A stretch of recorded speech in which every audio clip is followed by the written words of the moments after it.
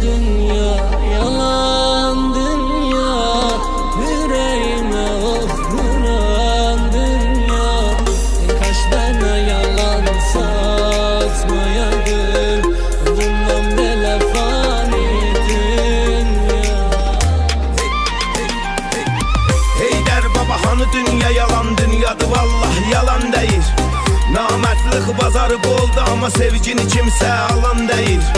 Dost dostunu tanımır, düşman dost paltarında sana yakınlaşır. Hayatın yükü bəs deyir, o da bir güç koyur üstüne, laf ağırlaşır. İnsanlığın değeri artık pulla ölçülür, he güzel dostum. Biri polisinde yüzür yiyip içtiği milyonlar, biri de yoksul. Peleğin resmi budur, vurmasan hatmen sana vuracaklar, bunu bil.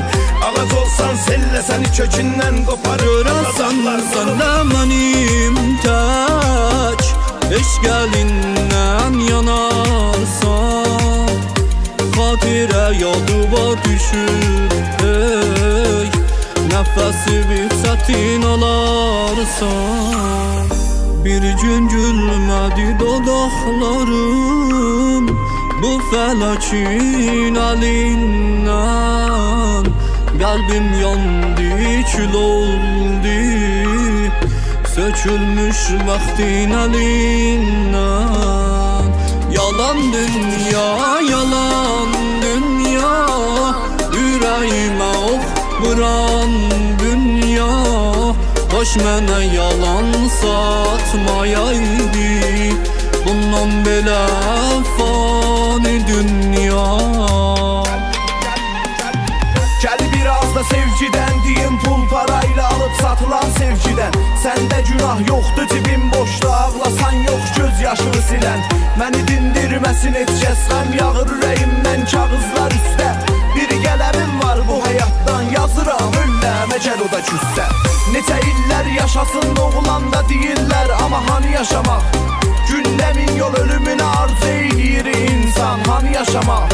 Qəm qüssə kasıbçılıq, fikri xiyal bizim alnımızda yazılıb. Ruhumuzda bu bədəni tez tərk etmək istəyir, son biz sarxıb. İnsanlığın dəyəri artıq pulla ölçülür, hə gözəl dostum. Biri polisində üzür yiyib içdiği milyonlar, biri də yoxsul. Pələyin rəsmi budur, vurmasan hətmən sənə vuracaqlar, bunu bil. Ağac olsan selle səni kökündən qoparıb atacaqlar, bunu bil. Heydər baba hanı dünya yalan dünyadır, vallah yalan değil. Nalətlıq bazarı oldu ama sevgini kimsə alan değil. Dost dostunu tanımır, düşmən